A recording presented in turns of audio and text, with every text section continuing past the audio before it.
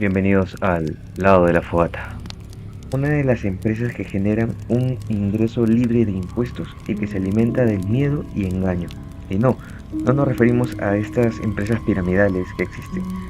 Me refiero a las iglesias, que hoy en día se encuentran en todos lados, más conocidas como sectas.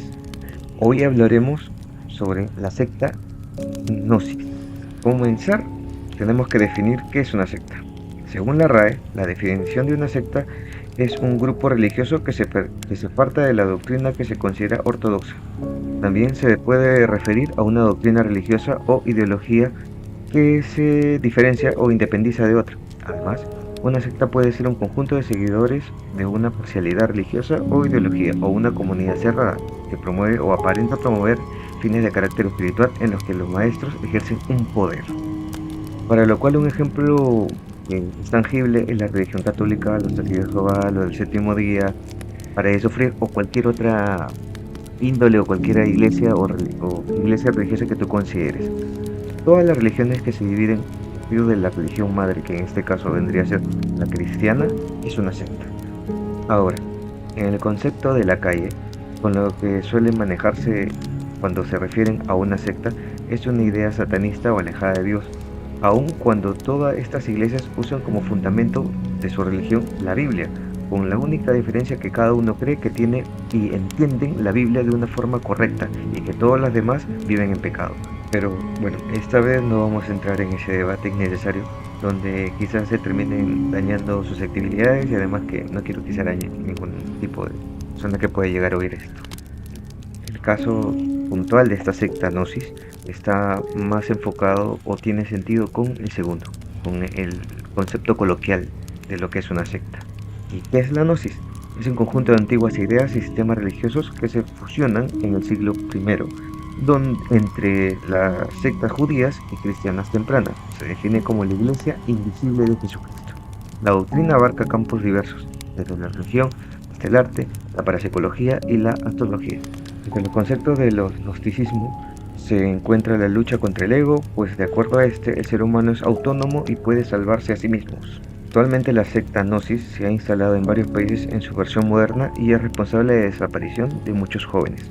Y este concepto fue traído de Europa a América del Sur por Víctor Manuel Gómez Rodríguez, conocido con el nombre de Aún Weor, en el año de 1947, y posteriormente se cambió el nombre de nuevo a Samael Aún Weor en el año de 1954. Sí, suena a otra cosa.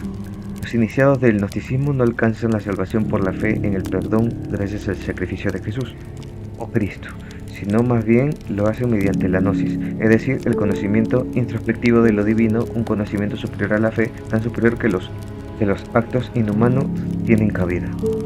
Las ideas de esta secta sustituyen la palabra de Dios por la del ser humano, prefieren una rendición personal antes que la del Cristo, es decir, ser parte de esta secta exige un sacrificio personal muy profundo. Poder ser parte de esta secta implica superar primero una serie de pruebas que implican la entrada al harén, o harén. Básicamente es el creer que tu salvación viene por el conocimiento, no creer que Cristo sea el salvador de nadie, más es un maestro que te dé el inicio para comenzar tu búsqueda de conocimiento. Y a todo esto, ¿quién es Aún Weor? Bueno, Víctor Manuel Gómez Rodríguez nació el 6 de marzo del año de 1917 en Bogotá, Colombia. El apodo él mismo se lo colocó leyendo la Biblia, cogiendo el nombre del quinto ángel del Apocalipsis. Desde muy joven fue atraído al esoterismo. En 1966 ingresó a la filial bogotana de la Fraternidad de Rosacruz Antigua y afirma haber nacido con la facultad particular de desdoblamiento astral. Desdoblamiento es la facilidad de poder tu alma salir de tu cuerpo y poder caminar y estar consciente de lo que está pasando. Visto La Noche del Demonio, es lo que le pasa a Dalton. En 1946 se casó y producto de esto llegó a tener una hija que muere por falta de atención médica, además de que él no contaba con ningún tipo de dinero o bien material para mantener a su familia. Aún así, luego tuvo 2 hijos más que luego abandonó por irse con otra mujer.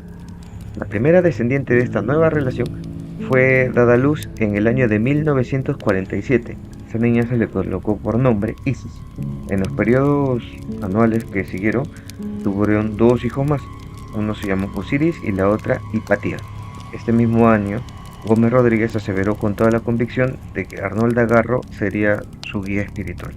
Un tiempo también estuvo con distintos chamanes de distintas partes de Colombia porque él era un nómada y estaba viajando constantemente y debido a esto aprendió lo que era la medicina, curando a muchas personas de manera gratuita. Posteriormente fue llevado preso con los cargos de ejercer la medicina sin ser médico y no tener cédula profesional. Un amigo pagó la multa y Víctor Manuel salió libre de la cárcel. Como continuaba ejerciendo la medicina, poco después tenía una orden de prevención en su contra, o sea que lo quería capturar. Así que sus seguidores, para ayudarlo, prepararon la estrategia para que pueda huir con los recursos económicos que le pudieran brindar el maestro y salir de Colombia. Así, a los 37 años de edad, Víctor, ya con el alias de Samuel aún huevor, deja el país en el año de 1956. Algo importante es que él mismo se consideró un curandero y que él escribía libros sobre esoterismo y en el año de 1954, durante todo este tiempo, declaró que era la encarnación de Samael, que era un ángel caído de la Biblia, que había venido al mundo para expandir su palabra. Una vez que él cogió el nombre de Samael a un weor, empezó a predicar sus creencias, las cuales se basan en la práctica del gran arcano y la magia sexual dentro de su matrimonio. Magia sexual heterosexual, ojo. Tampoco le interesa que las otras personas lleguen al clima y tampoco cree en el onanismo, que para básicamente se puede entender que es onanismo y no lo tengan que googlear, es la masturbación. Considera a sí mismo además una escuela científica que pretende regenerar a la humanidad con todos los ámbitos posibles y portar y expandir conocimientos científicos, artísticos, místicos y filosóficos. Por Gómez Rodríguez, según sus propias declaraciones, vivió prácticamente de la caridad. No cobraba por las innumerables conferencias que dio y los libros que ha escrito. Se dice que renunció a los derechos de autor de todos los libros que hizo. 24 de diciembre de 1977, Víctor Gómez fallece de un diagnóstico que hasta el día de hoy no se sabe qué tenía. Y tras su fallecimiento pasaron cosas bastante interesantes. Entre ellas, que se hizo un congreso en Caracas en 1978, donde su ex esposa, Nolda, y sus hijos públicamente se pelearon por ostentar la dirigencia de las instituciones gnósticas, o sea, es decir, por coger la batuta de la iglesia que tenían. Finalmente concluyeron en crear un triunvirato, o sea, que todos ellos, los hijos y la esposa, su madre, iban a ser los líderes de esta nueva iglesia, pero duró muy poco, ya que cada uno creó su propia rama, además de otras más, porque empezaron a seguir y autonombrarse maestros. Eso mismo permitió de que la gnosis se expandiera a otros países y se encuentra hasta el día de hoy. Hasta aquí hemos hecho un resumen básicamente de cómo nace la gnosis o cómo llega la gnosis a Sudamérica. Y ahora vamos a tomarnos un tiempito para que asimilen toda la información, pónganle pausa si quieren.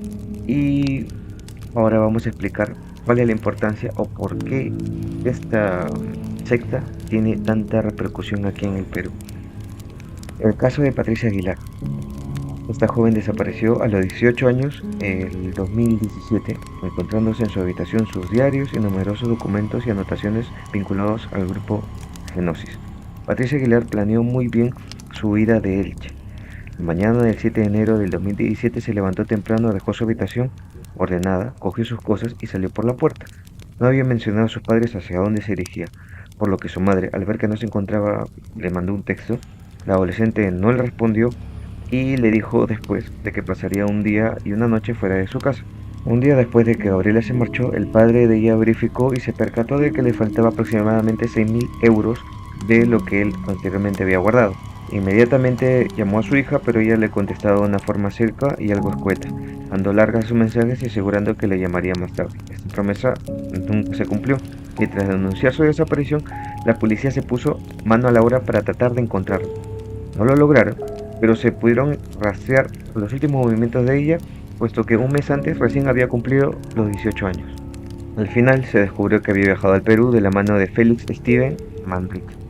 Este hombre, que afirmaba ser un líder espiritual del grupo Gnosis, Félix Steven Manrique, conoció a Patricia a través de internet y la convenció de irse a vivir al Perú con él y sus otras mujeres, y se autodefinía como un gurú y un mesías de sangre azul. Las investigaciones descubrieron que Gabriela se había ido hacia Murcia, donde había llegado a la casa de su abuela, donde ella anteriormente ya había dejado una maleta, y entró a su casa de la abuela sin que ella se percatara, que cogió su maleta y se fue. De ahí hasta al aeropuerto de Alicante y haciendo una parada en Madrid tomó un vuelo hacia Lima. Cuando la familia de ella supieron que había huido su hija, trataron de buscar sus pruebas, pistas o cualquier motivo que pudiera explicar su inminente fuga, hasta que al final llegaron a documentos donde encontraban el nombre de secta Gnosis. Junto al folleto sobre los gnósticos había también un documento de contrato de matrimonio en Perú. Esta información se le fue entregada a la policía, que tuvo que empaparse para saber qué era la secta Gnosis, y se dieron cuenta que era una organización de carácter religioso que presumía haber influido en las culturas antiguas. Predicaba que la idea del apocalipsis próximo, y cuyo líder colombiano era Samael Aun Weor, que bueno, ya hemos hablado anteriormente de él. Siguiendo las pistas que ya había encontrado y sabiendo quién era el líder de esta supuesta secta, llegaron a encontrar a una chica que a todas luces era la próxima chica en ser raptada o en seguir los pasos de Gabriel, por lo que decidieron acudir en persona para poder alertarla de lo que le iba a pasar. Justo después de que la policía le alertara a esta chica, ella se encargó de hablar con el gurú y este huyó a México, pero lo hizo acompañado de otras dos chicas más fuera de Gabriela y de 4 niños. Para entonces, Interpol ya había activado la alerta internacional de desaparición de Patricia, por lo que no pudieron pisar suelo mexicano. Así que probaron suerte en la ciudad de Santiago de Chile, donde un empleado de la compañía aérea reconoció a Patricia y le llamó la atención de su estado. Estaba muy delgada. Poco después la empresa se puso en contacto con la familia para avisarles. Por desgracia, la policía ya no pudo seguir actuando, y esto debido a que mientras que las fuerzas de la policía de Interpol estaban investigando e intentando capturar y salvar a Patricia, suben un video de YouTube en el cual sale Patricia consciente del revuelo que su fuga había causado, y grabó este video de ella misma, que al subirlo a la plataforma se hizo público, donde indicaba que no tenía ningún tipo de relación con ninguna secta y que no estaba desaparecida. Además de esto, no era la primera vez que Patricia salía en público. En junio del 2017 hizo una entrevista telefónica y la adolescente aseguró que se fue por voluntad propia, que no se había marchado mandada por nadie y que lo había hecho porque tenía problemas en su casa. Esa era la segunda vez que la joven decía encontrarse bien y negaba cualquier vinculación a cualquier secta, lo que hizo creer a las autoridades a todas luces que Patricia se había marchado voluntariamente. A pesar de no contar con la mano colaboradora de la justicia, sus padres volaron a Lima para ponerse en contacto con las autoridades y con las familias de otras personas que eran víctimas también de Manrique, pero tuvieron que regresar a España al poco tiempo, y no fue hasta el 2018 cuando Alberto, su padre de Gabriela, volvió a Lima, donde entonces encontró el respaldo de la policía para poder encontrar a la joven. Gracias a esto, entraron los movimientos financieros del gurú y encontraron que en menos de un año había hecho uso de aproximadamente 25 tarjetas de crédito. Además, el padre de Patricia ayudó a los agentes en rondas de interrogatorios y hablar con testigos. Todo esto los llevó a un caserío de la localidad de San Martín de Pangua, en Satipo, en Junín. Finalmente, en julio del 2018, los agentes identificaron a otras 2 mujeres víctimas del gurú con quienes convivía en esa dirección y dieron al fin con el paradero de Patricia. A diferencia de las otras jóvenes, ella no vivía con el secuestrador, sino que residía en plena selva y estaba al cuidado de 5 niños. Uno de ellos era el suyo. Un mes después, Patricia viajó junto a su bebé y su padre de regreso a España. Las autoridades detuvieron en Perú a Manrique, investigándolo por el delito de trata de mujeres. 2 meses después de la liberación de Patricia, quien de nuevo hizo su aparición en un video de YouTube junto al portavoz de su familia. En las imágenes se le ve mucho mejor de las primeras fotos que encontraron de ella, y donde indica lo siguiente: el secuestrador era una persona muy peligrosa. No es algo sencillo salir de ahí, y también tenía miedo porque Steve Manrique, la verdad, es muy peligroso y muchas veces me había amenazado.